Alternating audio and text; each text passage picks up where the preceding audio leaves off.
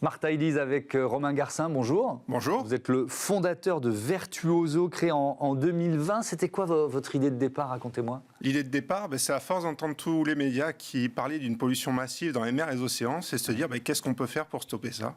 Et donc ça a été de chercher la problématique, d'où ça venait. On a compris que ça venait du réseau pluvial.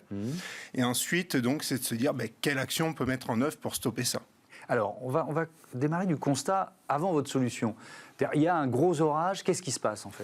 Les pluies viennent lessiver les surfaces étanchéifiées. Oui. Et ces surfaces étanchéifiées qui sont pleines de particules polluantes, parce que les émissions de particules de pneus, d'usure, de freins, d'hydrocarbures, de mégots qui sont jetés soit volontairement... De déchets en tout genre, quoi. Exactement. Ouais. Et en fait, tout ça vient lessiver, laver la surface et rentrer, pénétrer. Donc souvent, on appelle ça les bouches d'égout, mais c'est des avaloirs. L'eau pénètre dans le réseau pluvial et finit dans le milieu naturel sans être filtrée. Donc rivière, puis océan. Exactement. Voilà, ça c'est l'enchaînement. Qu'est-ce que vous avez, parce qu'il y a l'idée, puis ensuite il y a la mise en œuvre, qu'est-ce que vous avez imaginé, inventé ? Alors on a imaginé filtrer à la sortie du réseau pour se dire c'est le plus facile et le plus fonctionnel. Et on s'est aperçu en fait que c'était une solution qui fonctionnait déjà, mais qui était peu performante, parce qu'il y avait beaucoup de flux, beaucoup de débit, et beaucoup de matière à stopper. Ouais. Donc on venait colmater, ça passait en surverse, et en fait ce qu'on montre, on va dire la plupart du temps,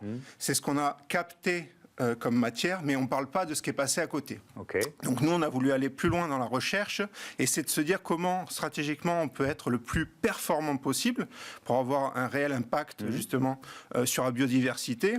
Et on s'est dit, il faut filtrer au niveau des avaloirs.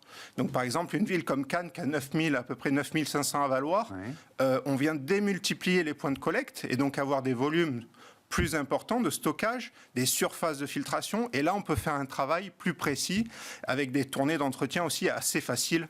Ouais. Donc c'est quoi ? Ça remplace les bouches d'égout, moi je vais dire bouches d'égout.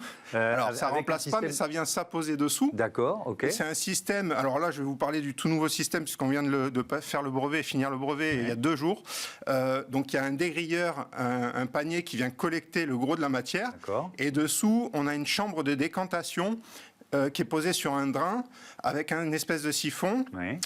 Et donc l'ensemble de ces caractéristiques permet de venir capter les particules fines avec les métaux lourds et plein de polluants, les gros déchets donc, et les hydrocarbures aussi, toutes les matières qui flottent. Donc on est la solution aujourd'hui sur le marché la plus efficace. Et alors ces déchets, ça permet de les remettre dans le circuit du recyclage ? On les amène directement à la mer, hein. Non, je plaisante. Effectivement, le but, c'est de les récupérer et de les amener dans des centres de valorisation performants pour extraire le maximum de matière. Donc, ça va aller sur une chaîne où il y a par exemple des aimants qui vont extraire les canettes, donc les métaux, des souffleries pour les papiers volatiles, des trommelles pour enlever le gravier, l'usure, le goudron, donc tout ça. Ouais. Combien de villes, parce que vos clients sont les municipalités, tout à fait. Évidemment. D'ailleurs, ça représente quel marché ? Il y a combien d'avaloirs, de bouches d'égout en France ? On a du mal à... Ah oui, c'est des millions, oui, tout à fait. C'est énorme. Le marché est énorme. Et aujourd'hui, on a à peu près... donc, on n'avait fait que des phases tests. Et ça y est, on passe sur les premiers chantiers. On n'avait posé que quelques avaloirs sur une dizaine de villes en phase test pour bien comprendre le fonctionnement. Et là, on passe, ça y est, sur des gros chantiers où, justement, on va équiper l'entièreté de la réalisation des travaux. Donc, sur une trentaine d'avaloirs à chaque phase de chantier. Donc, on avance vraiment, là. Ouais. Dans quelle ville ? Dans quelle ville ? Alors surtout Lille et Paris, où il y a beaucoup de demandes de ce secteur-là. Et malheureusement, moi qui suis du sud de la France, j'ai le regret de constater qu'il n'y a pas la même dynamique. Ouais, donc vous lancez le message aux municipalités du sud de la France. Ça représente un gros investissement pour une ville ? Non, c'est rien du tout. Par exemple, là, Marly-le-Roi, il y a des travaux prévus sur 3 millions d'euros pour refaire 2 portions de route.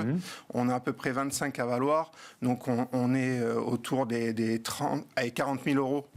Donc en fait, c'est dérisoire, c'est une goutte d'eau. Oui. Et, enfin, voilà. Mais il faut profiter de travaux qui sont faits par ailleurs, ou on peut venir installer votre système dans n'importe quel avaloir ? Alors aujourd'hui, les collectivités ont plus de facilité à la poser quand ils font des travaux neufs. D'accord. Voilà, puisqu'il y a moins de contraintes et plus facile.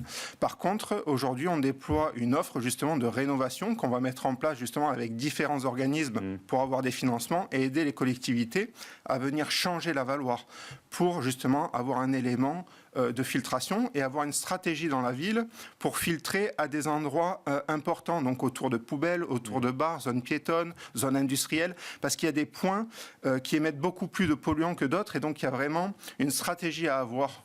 Merci beaucoup, Romain Garcin. C'était passionnant et bon vent à Virtuoso. Voilà, c'est la fin de ce numéro de Smart Impact. À très vite sur la chaîne des Audacieux et des Audacieuses. Salut.